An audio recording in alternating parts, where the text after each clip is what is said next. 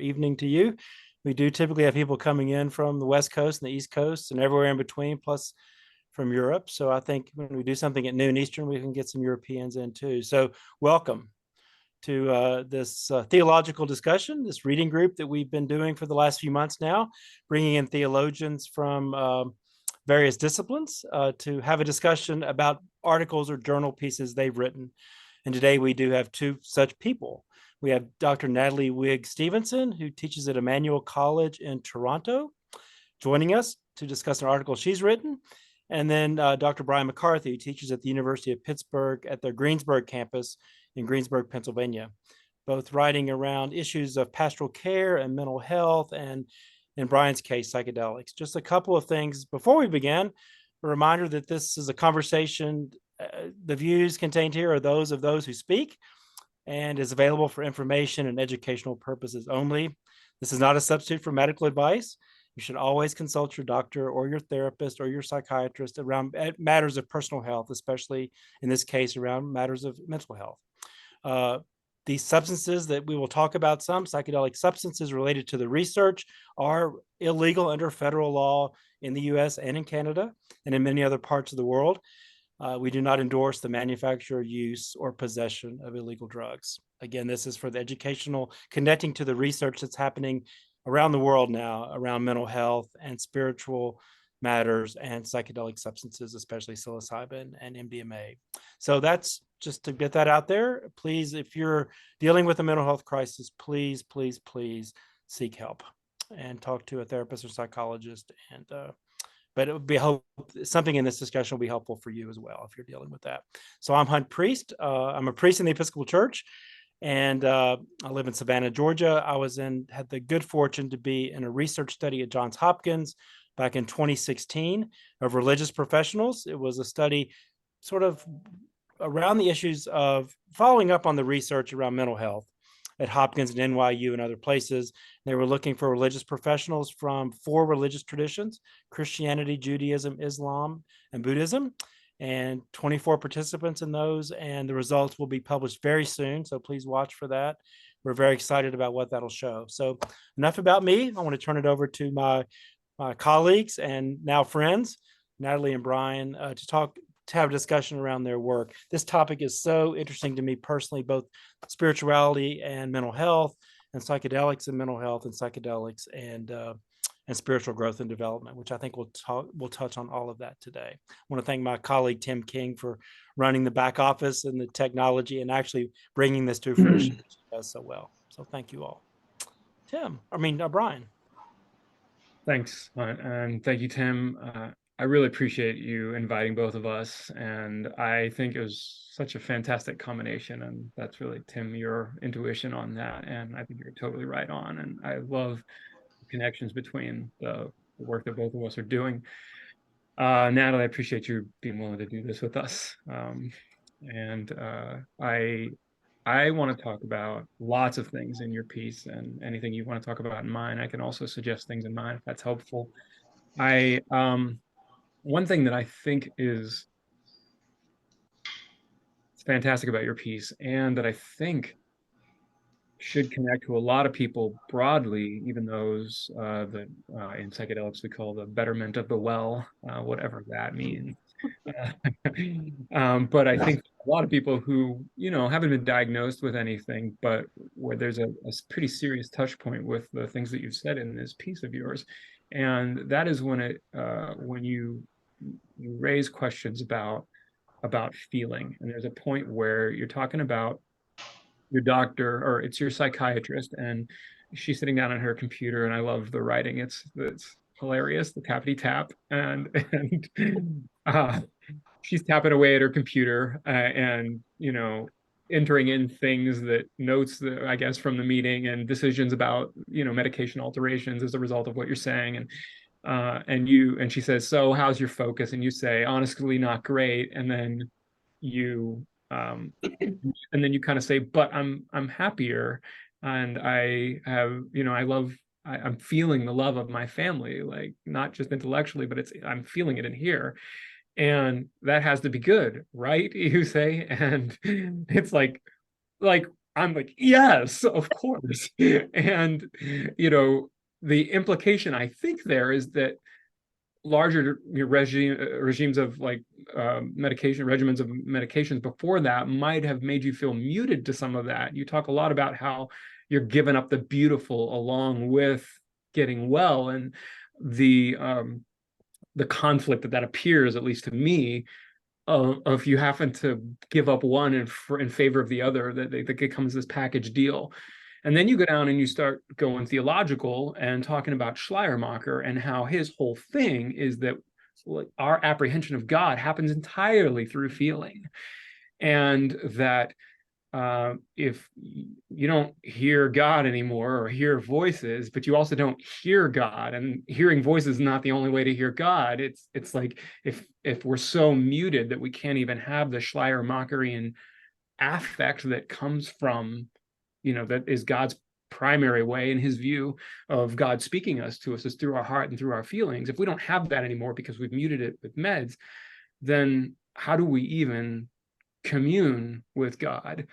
And I think you were implying some of those things, but it certainly, if not, I was like picking up on it. I'm like, geez, like if Schleiermacher says this is how we get to know God, and I've muted that, like I'm done as far as my relationship with God goes on a kind of personal level that's not just intellectual and me believing in a creed or something.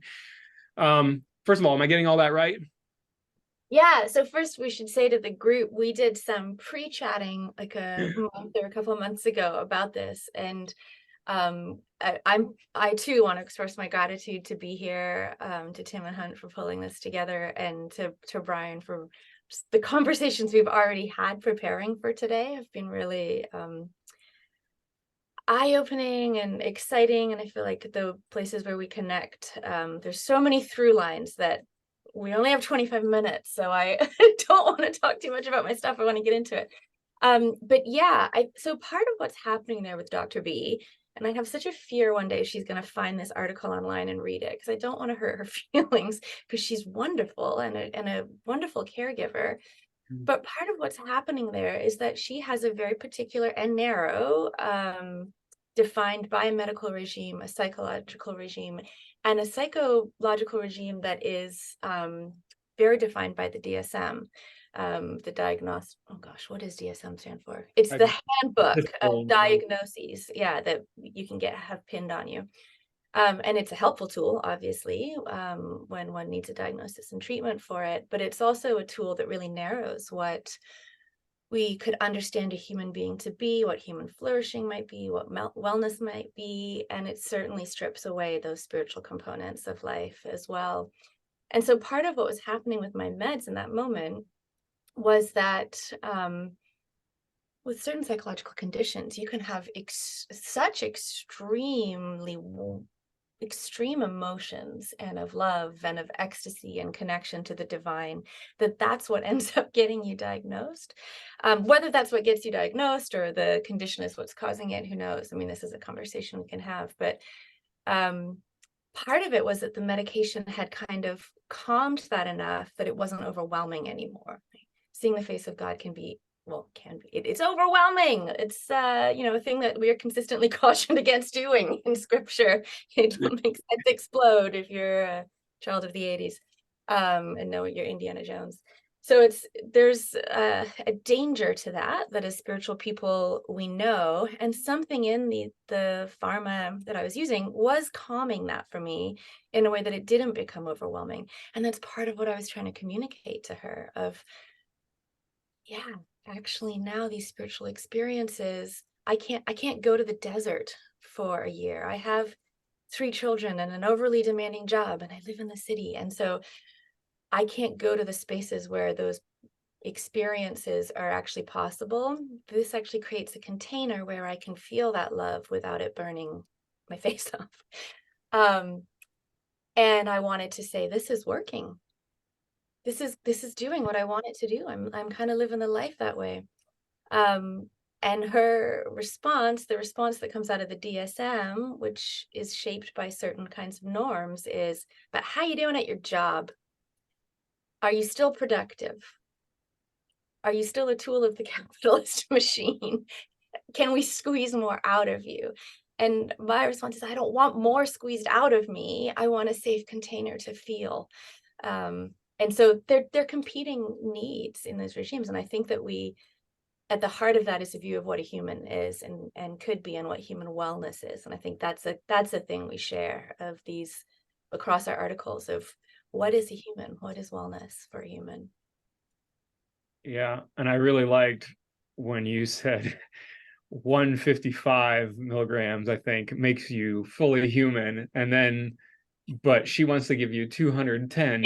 And by fully human, I take it, still fragile, like you still can't focus sometimes, you're still a human being, still got things that don't perfectly work together and line up, but you can love, and that's human too. And so you're human, fully human with this 155, but she wants to give you 210 to make you superhuman. And you asked this great question. You said, isn't a false sense of my superhumanity the reason I'm here in the first place?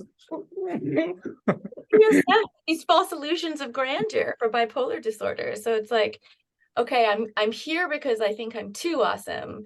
And then I've got these meds that are supposed to make me more awesome, according to the machine. Like, what are we actually going for here? Or again, are we going for wellness? Are we going for connection? Are we seeking union with it? Well, we're definitely not seeking union for the divine in that office, but yeah. And how is that playing out? So I want to throw it back to you then. I mean, your interest in sort of the use of certain pharmacology for, when you call it pharmacology, what's the language you use? Depends on what discipline you're in. Yeah. So yeah, I think compounds, substances, some people like, some people say plant medicines. There's a lot of different things, depending on how much of a scientist you are, how much of an academic you are, et cetera. I'm comfortable with however you feel like talking about it, but what we're contemplating is, with the organization Ligare, I think, and certainly me and the work that I'm doing, what we're interested in is, okay, we're talking about an experience that can be had through psychedelic medications.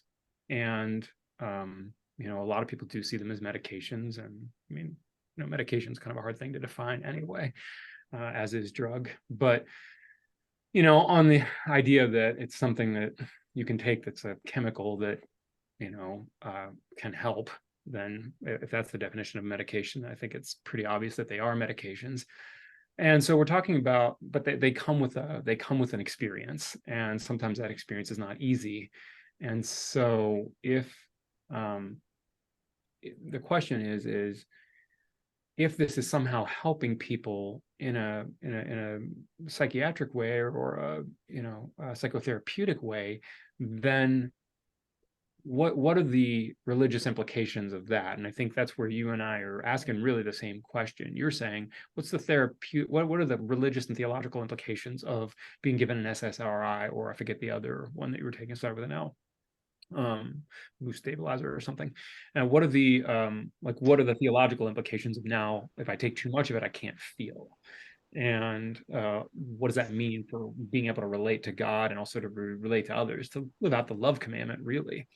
And I'm saying, okay, if people have this experience and it helps them, it does anything for them mood wise, or it what are the theological implications of that? And can this work within a at least somewhat traditional religious framework, specifically in Christianity? And so I think we're kind of circling around a similar problem or a similar question. And I think at the heart for both of us, and this is a place our conversation has gone before, is very much into like, what is it to sort of constitute a human? What are all the inputs that make up our humanity? And so this would be a question of theological anthropology for humans, for theologians, sorry, maybe for humans too. And sorry, go ahead. Humans that like theology. Yeah, there's a deeper question in there somewhere. And what contributes to that process of us continually living into and depending on your philosophical orientation, expressing, performing humanity in the presence of the divine. And thinking about how medications play a role in that, how spiritual practices play a role in that. how, again, concepts of wellness play a role in that, and how as humans we are open to and unlocked and made open to the divine through different sets of practices, perhaps, and then through stimulants, medications, medicines. Well, this is a sidebar question, but I think I would distinguish between medication and medicine. Well, I don't know though. It's just in the way that you were talking about medication. I think there's something about the harnessing of a medicine towards a particular therapeutic ends. And I would want to think of medicines as a much wider range than that. But I'm speaking up now. I haven't thought into that too carefully. But the way in which plant-based medicines have been a significant part of people's spiritual practice that don't necessarily need to get looped into the medical regime, right? So this might be a difference between us in terms of the theological reflection upon a harnessing of plant-based medicines in a particular way and their medical efficacy. I just sort of am less concerned about their I understand how important to this community these studies that show their medical efficacy are, but I would also want to push us to say, are there other efficacies? Are there other ecstasies we care about theologically, spiritually, as people of God, that we would revel in aside from concerns about their therapeutic or medical usage? yeah, I mean, I think we're not far apart on this at all. First of all, medication just has a connotation in our society, whether we like it or not. And so I should probably add caveats if I'm going to call medicine a medication. But so I take your gentle correction there. But did you receive that gently? Oh, that's good. I'm bad at gentle corrections. But the other issue is a deeper one that you're raising, and I think that I'm gonna come even from medicine from a theological point of view. That's how I look at the world, for better or for worse. And for me, things that go wrong medically, especially when we're talking about psychological medicine or psychiatric medicine, like things that go wrong in terms of moods and these kinds of things, depression, anxiety, all of this stuff is a feature of our human fragility, our brokenness. We are broken, and we're not only broken, we're also loved by God and loved by others, and that's a tremendous healing force in and of itself. But we are broken, we are not God. And that manifests itself in sometimes mood disorders, and I think that mood disorders are evidence of that broken humanity. We do not have the glory bodies that we shall one day have, and so medicine at its best, even in the medical establishment, medicine at its best is doing its best to address essentially the fall, and what Christians call the fall, for those of you who are coming from another perspective. But and I guess when I think, I mean, that's why I have no problem saying that, like, a friend's comforting me is medicine, because what I'm really interested in there is alleviating the effects of human brokenness and holding space for human brokenness, and medicine is doing that. And to the extent that medications do that, it's medicine, and sometimes it's not. And another issue that I think probably we have a lot of similarity on is this issue about, like, how have we, this is my way of putting it, and I put it in the form of a rhetorical question, and it's a somewhat angry rhetorical question, but why have we given all of the authority over what is essentially a theological and spiritual condition, our brokenness, to doctors? I think doctors have their place, they're part of that conversation, but often whenever I'm talking to people about issues about whether psychedelics should be legal for medical reasons, and that's a complicated subject, and I know there's medical and non-medical, you raised all those issues perfectly, but a lot of times they'll say, well, let's see what the doctors say. And that's why the studies exist. And I'm like, isn't there room for any other kind of expertise here, like the kind of that's like yours, the kind that's like mine, and lots of other expertises that are not on this call that are definitely relevant to the spiritual condition of brokenness of humanity. It doesn't seem like doctors should have the monopoly on this, and they have messed it up in ways that I've outlined in my piece and in ways that you imply in yours, I think. Yeah, well, there's a lot in what you just said there. Yeah, I think this is really important to think about the way that these different regimes interact with how we live our lives, how we get defined in our own sense of identity, and the way in which medical discourses have so much more authority in our culture than spiritual ones and theological ones, even if in our own lives we might not arrange them that way. And so when I'm in that office with Dr. B, the medical regime is in charge, and not even the medical regime, again, funneled through the DSM. And then, you know, if we've got that stable, then I can be a bit spiritual, I can be theological, I can bring that into the side, and I have a funky therapist who helps me do that, and then I have a funkier therapist who helps me with it even more. But, you know, I've got to arrange them carefully around the diagnosis, rather than there being this humanity into which these different inputs, into which these different discourses help me make sense of who I am, how I'm living, how I want to be. Now, again, I'll just reiterate what Hans said at the beginning. I'm not giving anyone any medical advice here. My own journey is fraught and wild and has its ups and downs, and I don't recommend it for people with any sense of authority that isn't beyond the purely subjective, which is not really any kind of authority.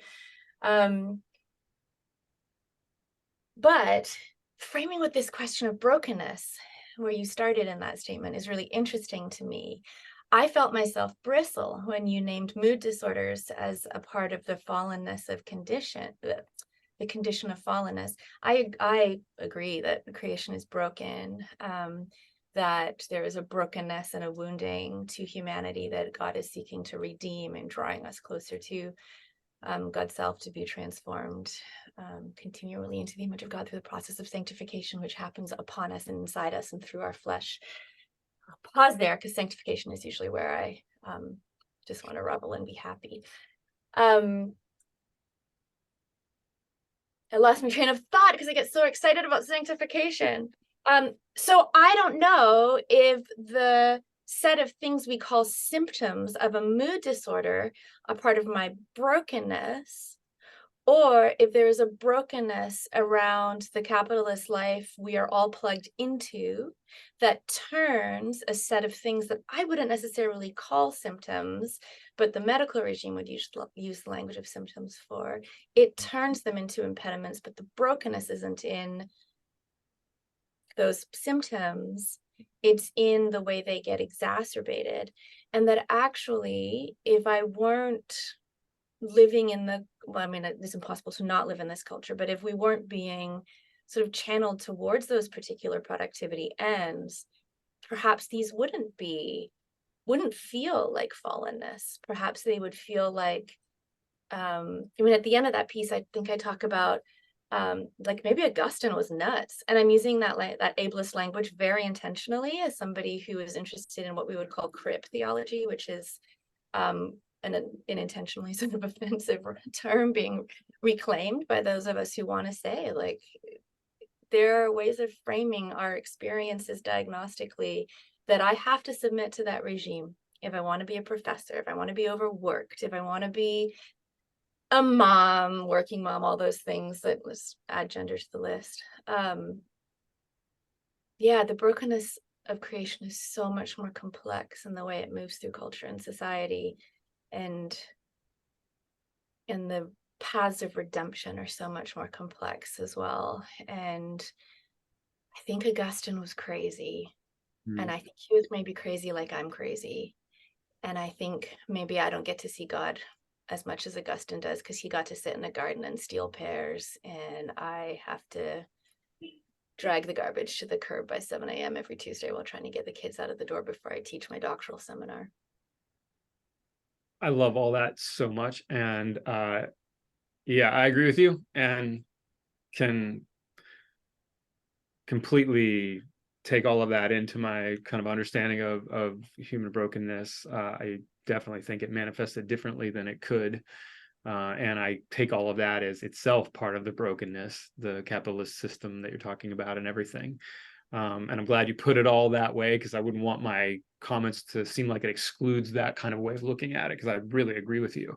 I think it's awesome. No, I just want to affirm that I know you don't, I know you think that way. And so I wanted to name it because I know it can be a trigger for people who have certain diagnoses, and I didn't want to leave people thinking that you thought that way, because I know you don't. Yeah, thank you for doing that. I appreciate you protecting me. I'm an 8 on the Enneagram. I'm a mama bear protector. So sorry, you were going to say something. I cut you off. No, I think that was pretty much. I just wanted to say how awesome the point that you made was, and then how much I agree with it, and glad that you made it. Now let's pull back to the. I mean, I've tried to push us into these other realms, but you're doing pastoral theological work here, and you're thinking about implications that do fit within these systems more, right? I'm an out there weirdo theologian, and I revel in that space, which makes me fairly impractical. But you're speaking in more practical and pastoral terms. So what haven't we gotten to that you would want to think about with this group a little bit from the work that you're doing? Well, I mean, in practical terms, the biggest problem that we face right now, and I don't know if either of us can address this, but the biggest problem that we face in the kind of work that I'm trying to do, and I think Ligare is trying to do, is that we have people that very much trust the capitalist system that you were talking about, because it's the only thing they've ever known, and that includes what me and my friends call the war on drugs, which is an abject failure in almost everybody's mind, including the people who started it. But it's, or not started it, but who were at least, main proponents of it, in the way, when it had its day. But that people are afraid of that. People are like, well, how, not only can I be a good Christian, but a good human and a non-criminal, there's all of this like stigmatizing stuff around drugs and around prisons and around just that whole thing. And like if somebody might be struggling from something for decades, be treatment resistant in every possible way they've tried, and still not open to this, not because they were so worried about the experience itself or the compound, they know it's safe, yada yada, but they just can't get over the hump of like, this makes them a bad person. Yeah, so okay, I do need chastening because I'm too far. I am weird, too weird sometimes. That's such an important point, that destigmatization around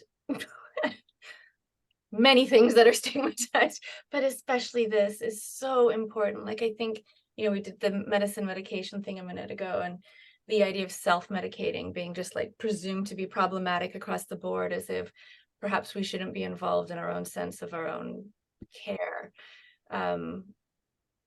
So yeah, that sort of like justification through a medical authority, through scientific research that gives somebody access to these kinds of tools is incredibly important, and then requires that theological reflection upon it in terms of thinking. Just, it's so difficult, isn't it, in the work we do, in terms of, I think people perhaps don't often think of theologians as strategic, and whether we're doing our writing and our work, thinking and our teaching as a strategic intervention, right? The out there folks like me, there's a strategy to that, and then those of us who bring our work closer to sort of legal and medical systems that have more authority in society, that's a really important move as well, to help folks expand their thinking, or just release themselves from the shame that gets put on us by these unjust systems, right?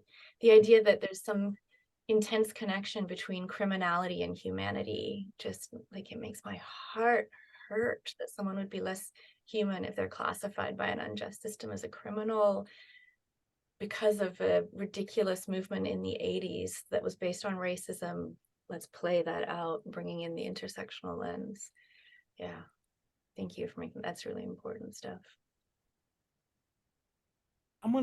I hate to do I this. felt like Hunt was hovering there. I can Oh. like, I feel like he's about not to jump I in. really, it kills me to do this, and we're going to come back to you all, but we do want to give people a chance to sort of interact a little bit in smaller groups. I will say you all have fired up this chat in an amazing way, and I just got it from a good friend of mine who's on here saying what an amazing pair you all are, and you're bringing a real humanity to this discussion, both around psychedelics and mental health, and really the spirituality and intersection of it. So really grateful. And I think we've recorded this, and I think this will be an important resource for us going forward to just help people see the complications of all of these. And I would say, as a pastor and as someone who's really cares about these issues, really the failure of religious communities to deal with these issues. And I think because we've turned it over, we've done what everyone else has done, what we've all done individually, is to turn it over to the doctors.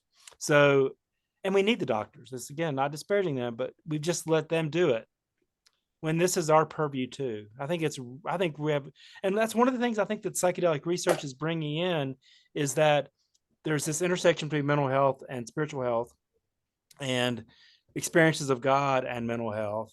And how can we begin to really talk to each other, which the psychological and the spiritual communities used to do in a way, and we don't anymore because we've medicalized it, and it's making a lot of money, which is also the hope of psychedelics, which is a huge problem, right? So anyway, so I'll get off my pulpit for a second. We're going to go into chat rooms, and we're going to come back, and Tim King is monitoring the chat, and we'll just drop us all into chat rooms. And we had some kind of pre-thought, some questions, but I'm going to throw some out there just based on where the discussion's gone, and you all can go however you want to go.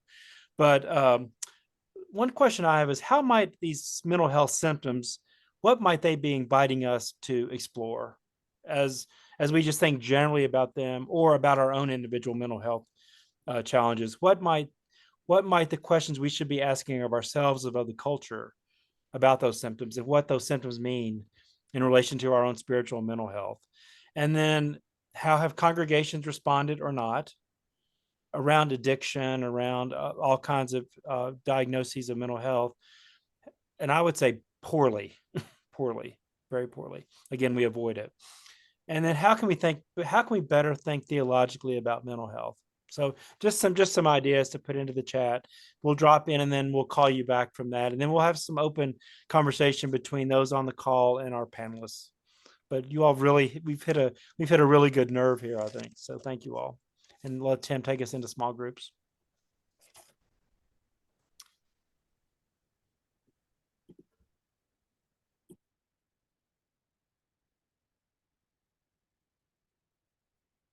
And I can go to a small group. Is that what you want us to join? Float. Oh, you're muted for me. You can if you want. Don't feel like it's okay if you don't. I mean, if you talk, take it. You can take a little break if you want. Mind if I do that? Is that No, okay? of course. And we'll just keep an eye, and we'll bring everybody back. Just stay where you are. Okay, will do. Yeah, Thank you. good. You're welcome.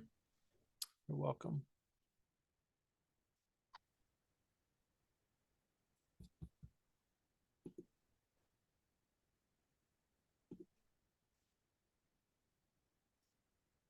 I'm going to go ahead and hop into a room as well. I am too. I'm trying to see which one did you put me? Let's see.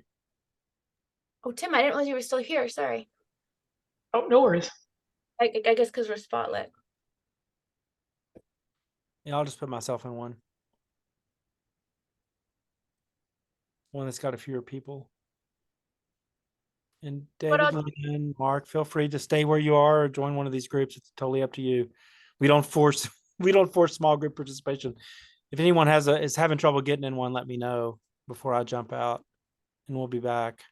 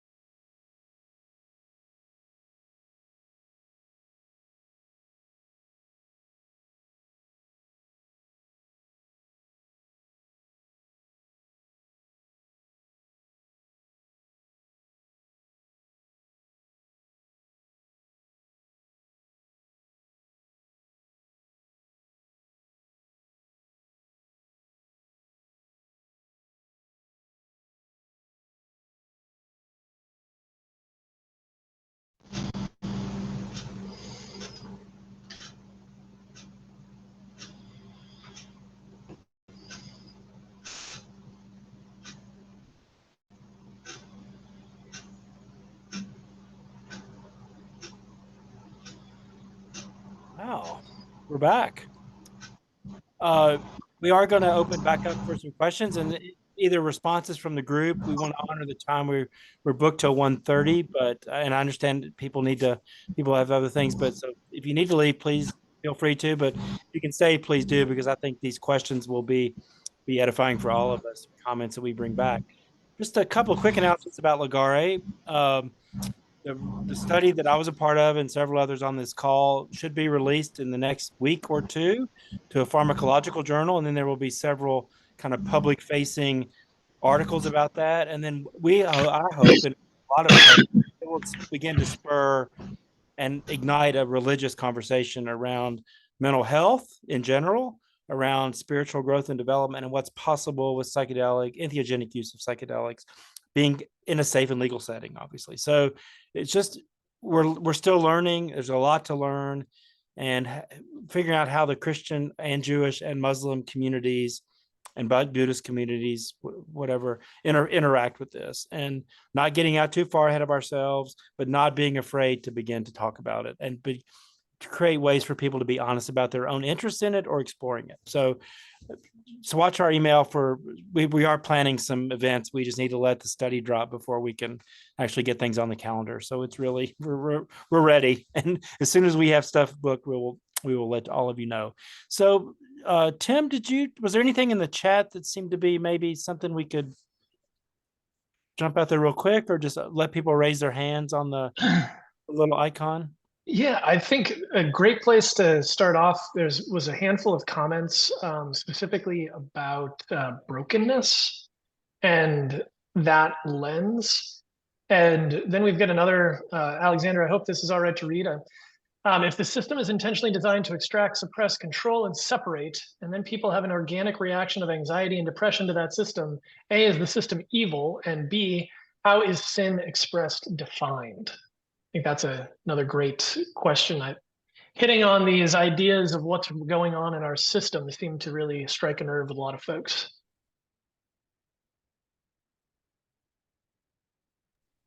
Do you want to turn that over to one of our theologians?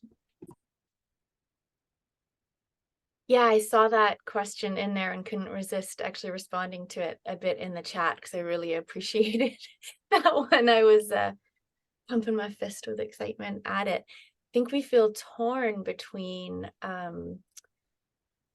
blaming the system or blaming the individual. And within our religious communities, we have sort of factions who lean more in one way or the other.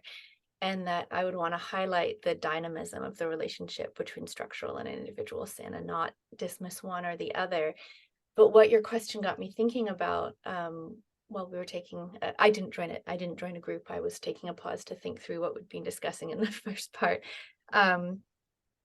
was actually the brokenness of all the discourses we bring to bear on this, and the ways in which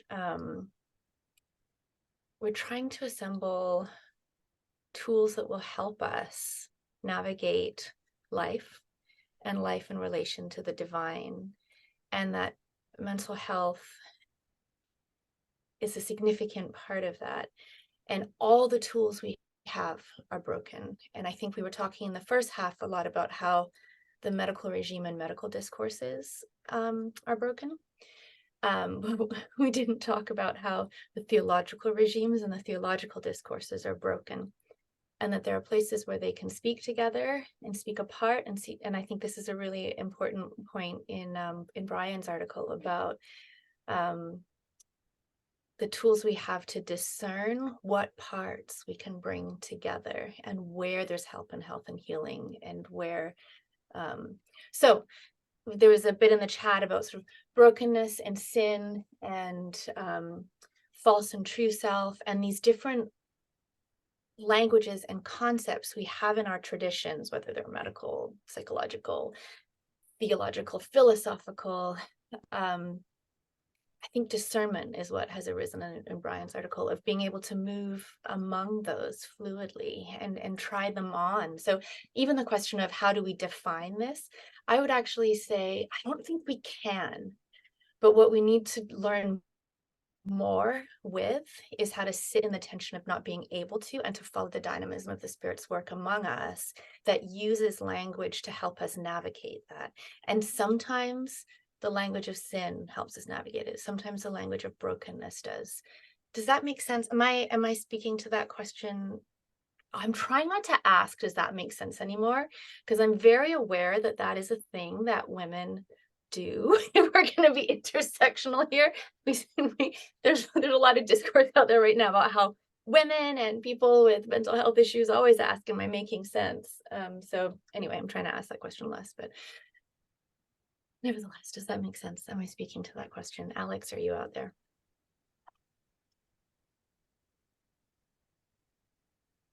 Is that who asked the question? You do make sense. Perfect. Alex who asked that question, and it was such a good one, because I don't want to think of these discourse like in the same way that the medical discourse wants to define our symptoms into a stable diagnosis. I think theologically we often want to define with stability the human condition in a way that lets us say, yes, now we're safe because we've defined this clearly. Whereas the journey of life in which the divine is operative, that was a very clinical way of saying how the divine works in our lives, through which the divine flows and animates and moves.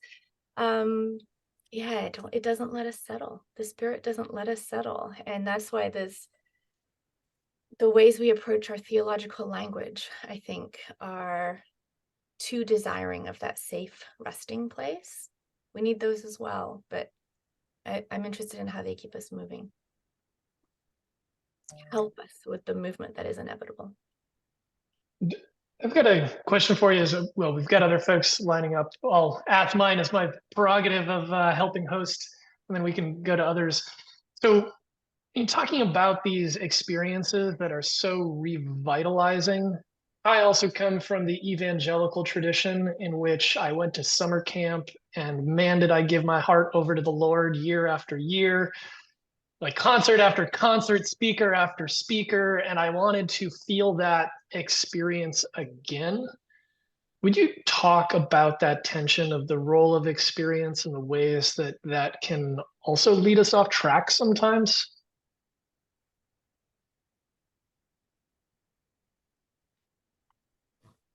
Asking that to me or Bryan? Oh, both of you. See Bryan looking very pensive. I know, I'm trying to pause because I talk a lot, and I was trying to let Bryan jump in if he wanted to.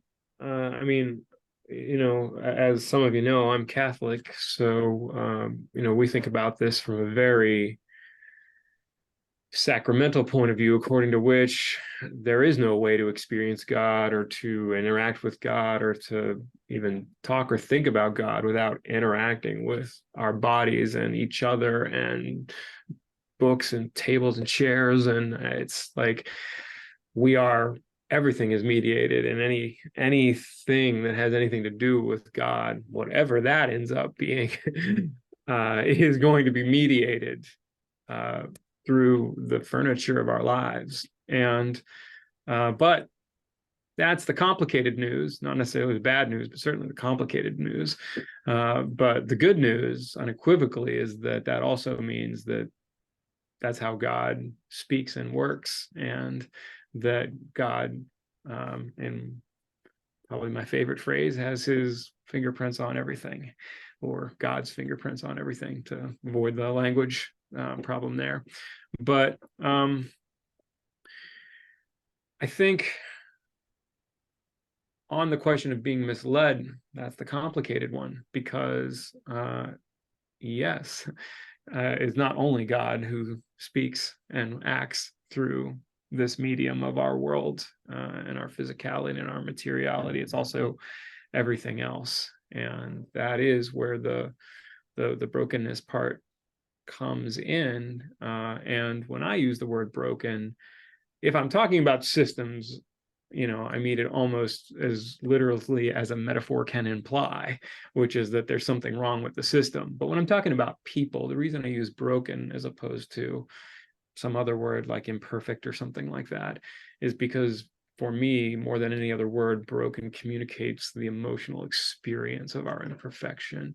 It hurts, it's sad, I cry, I get angry about it. And, you know, it's a deeply emotional thing. And my brokenness manifests itself as like being on my knees, not so much out of reverence, but out of desperation. And you know, as far as sin, I do use the word, and I do think there's an individual side of it, just like Natalie does. But I think, you know, Ronner has this idea of the banana, you know, that it's like it's a structural point he's making, you know, because it needed to be made. People weren't making those kinds of points enough, and so he made it. And the idea is that, you know, we come out of the womb and there's a war zone around us, you know, to use another metaphor. There's already stuff happening all around us that should not be happening in the ideal.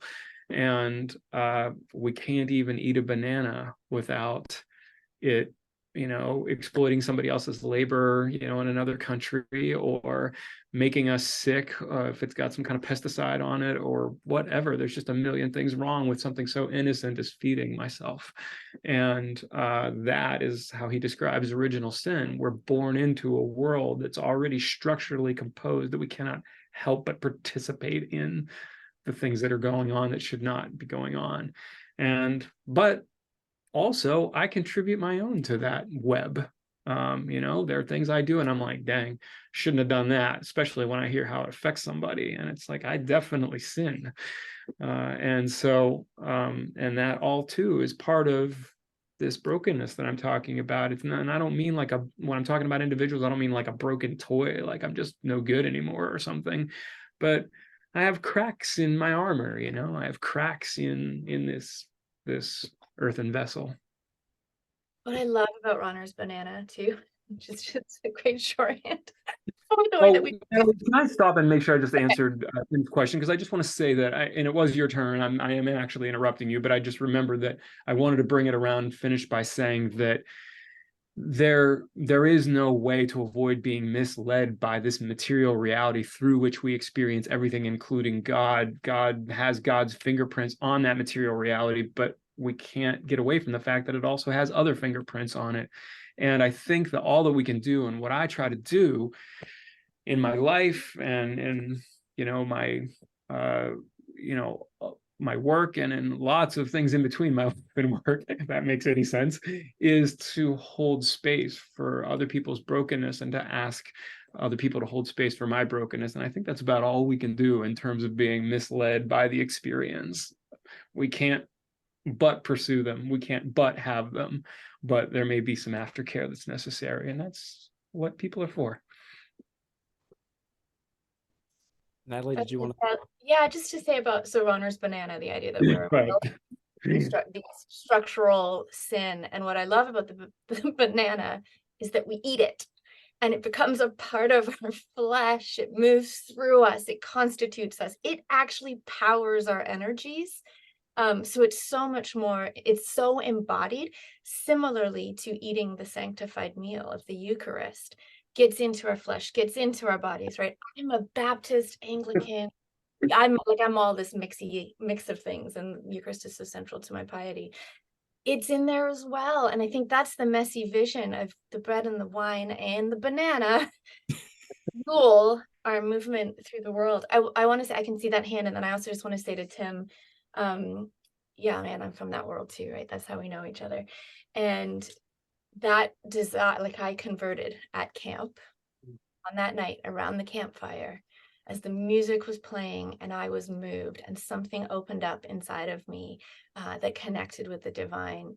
And it's been a long journey, you know, coming out of that world into all the damaging things that did to my spirit and my psyche. For years, I processed those. And then in recent years, I've wanted to go back to, but something powerful still happened next to that campfire.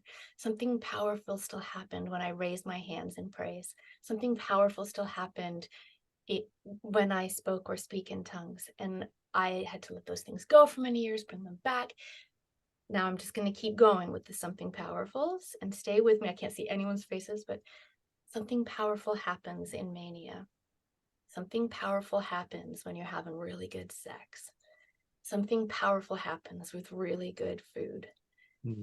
Something powerful happens when you're high. I'm in Canada. Cannabis is legal. I'm chasing something when I put my hands in the air to praise. Maybe the first time I had cannabis, I was doing it to be fun and cool. And then I realized its role in my spiritual and mental health life. I've had sex for good and bad reasons. I've sought those edges, and those edges are thrilling places of connection, and they can be damaging, and we don't need to put them into the categories of which are which. And I suspect we have many substances that operate similarly. At least I'm just being coy. That operate similarly. That also, I think, again, like in Bryan's work, we're seeing the discernment within that and the tools we need for discerning within that spiritually, theologically, so that we're not just putting things in the yay or the nay camp. Excellent. God, so beautiful. Both of you. Thank you. Rick, let's want to make sure we can get to the questions. Rick? Okay. Yeah. Natalie, I'd like to suggest to you that when you're not making sense, you're probably doing your best theology. Bryan and I wanted to talk about the regime of rationality, but we're not going to get there, I think. There's just so much stuff that you all have triggered in my unconscious and it's just spilling out. And so I'm just going to throw a few things out there, not necessarily for discussion, but ideas. First of all, I have a negative reaction to this word brokenness. I'm not sure why, but I do. And certainly one could make a Christian theological point that brokenness was illustrated, the cross illustrates brokenness and that it is not the end of all things. I see that. I prefer the word incompleteness. And where I'm coming from that, I think is kind of grounded in the learning that I had in the reading of the Gospel of Mary Magdalene, in which the first part of that, the disciples are asking Jesus to teach them about sin. And his response to that, as best I can understand it, is there is no such thing as sin that you call sin. But what you call sin is a misalignment of yourself with your higher being. Thus, incompleteness. Good. Thank you. Thanks. Did you, Rick? Did you have some? I don't want to cut you off, or if. Oh no, I'm done. I'm done. Okay. I've held forth. Okay. Thank you. All right. I think. Let's see. Tim. There was somebody. Well, Katie. Go ahead, Katie. Yeah, I think Tim had something to say first. I'm happy to wait. Okay, I've lost. And I know I'm a Tim that's a new Tim, so I'm totally okay with taking a seat back. Whoever needs to go next, go. Yeah. Tim. Your hand dropped, so I just had Katie. So put your hand back up, and we'll let Katie ask her question. Well, it was more just a comment on the idea of experience that came up earlier from the other Tim, and just talking about how does experience, maybe get in the way. I don't know. At least that's where I went with it. Is sometimes our search for the experience, our search for spirit, our search for God gets in the way of the change, the transformation that we're looking for that comes.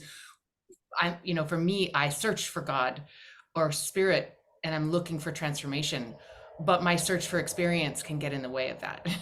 And so anyway, I just was thinking about, I'm in school right now, and one of the things that we are, talking constantly about is being a scholar practitioner. What does that mean to be a scholar of spirit and a practitioner of spirit at the same time? And do they happen at the same time, or do they happen side by side? And so I really appreciate what you just said, Natalie, about this coexistence of all sorts of experiences and ideas and critical thinking that comes as a result of those experiences, those very personal experiences of God of brokenness, of openness. Anyway, so I guess I'll leave it at that. That's what I was thinking of. Thank you. Yeah. Thanks. Tim? And I'll just chime in briefly. And so my journey, I'm ordained Southern Baptist turned Episcopalian. So I'm with Natalie and Bryan in many ways. But I'm trained in a model called internal family systems, or IFS. And the idea that and I like the word burden, like originally, because Christians, especially evangelicals, get so caught up with we're born perfect. And I'm like, no, but original sin, if you want to put it in that context, those are burdens. And we've got these little parts that are doing the best they can to help us. But if they can know that we've got that God image, that we're beloved, Buddha nature, whatever you want to frame that is that at our core, we're beautiful. And if we can extend some compassion to these parts, but just the idea that we're multiple and that it's okay that I have one part that's a universalist and another part that people, and they're both doing the best that they can. And at our core, we've got God, we're beloved, we're not alone. And that's been so healing for me. Love that, Tim. Thank you for sharing that. Yeah, me too. Me too. Yeah. Yeah. I'm always intrigued by how we want to use our theological language. And I find the reason I really appreciated the language of brokenness coming in is because I too found it very damaging for many years. And then now I'm in a place where I find it very helpful because, as Bryan said, the way it can connect to the sensation of a wound. And there's the way we relate to the language that we want to use as a tool to encounter the divine, I think is really important, of an embrace and a release, an embrace and a release. And so even like sometimes I want to choose the language that upsets me and offends me the most and sit with it. Like I'm really praying to God the Father recently. I've been really trying to take that on and see what that does to my spirit, because I'm just like anti-patriarchy. But what happens when we take on these things that feel problematic? Or I bristle at higher being, actually, because of that's God. You can do a great feminist critique of that. And so I think I'm going to go pray and think with higher being for a couple of days now. But what is it in the language that is the power of language to facilitate connections with the divine, and how we use it to do that? That feels really important to me. But now I think I'm going far afield. I don't know what that has to do with with this group. I think it's pointing towards the mystical, which I think some of us are trying to dig into and connect with. And language has, throughout the Christian traditions, the way we relate to language has been very important for what we might name as the mystical.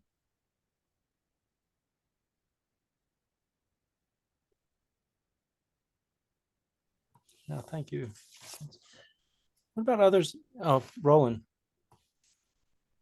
Yeah, just when you said that word mystical, I think it was in your article, Bryan, where you were saying that the way that we describe the mystical experience in 20th century is different from how it would be experienced in history. And that interested me when I was reading your article. Yeah, do you have a question about that, Roland?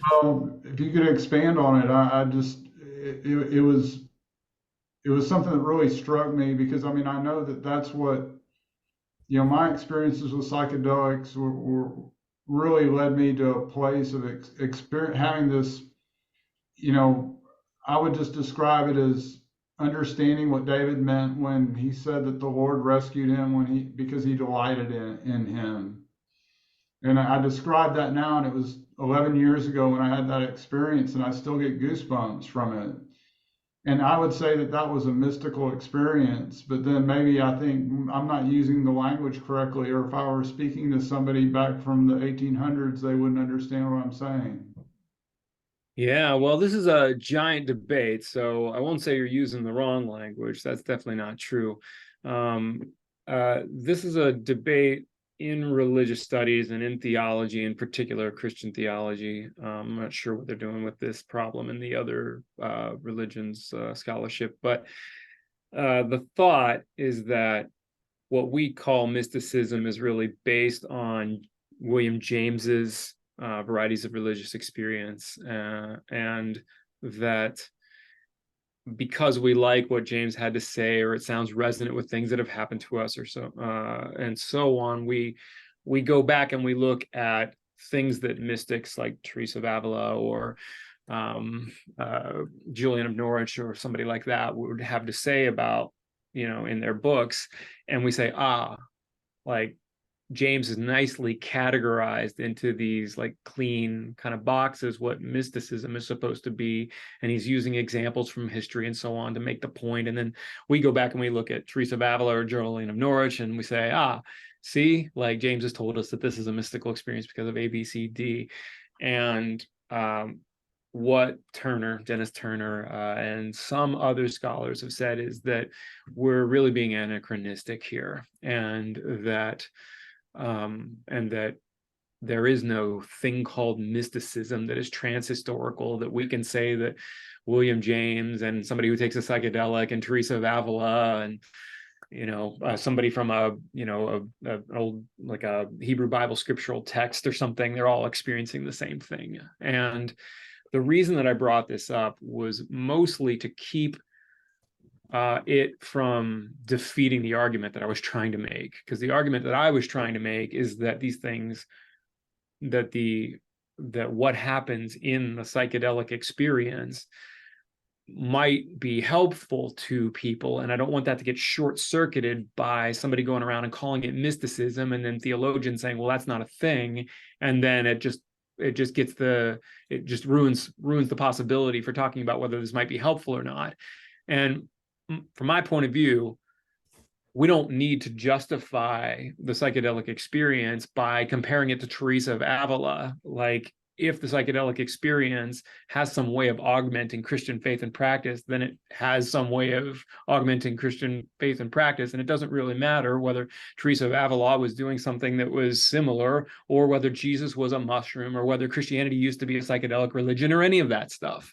Like, those are all interesting proposals and good books. I've read most of them, but we don't need it if all we're trying to do is figure out whether this can be integrated into Christian faith and practice or not. And I didn't want somebody going, you're basing your analysis on a fake category. I didn't want that to undermine the case I was trying to make. So that's why I brought it up. But I don't really care whether you call it mysticism or not, mostly. I mean, I like to be right about things because I'm a scholar, but it's if whatever the scholarship ends up deciding about that issue in the long run, it's not the worst thing in the world if we get it wrong. Mostly, I'm just trying to make sure that I'm making the case I want to be making and not basing it on something that might be wrong.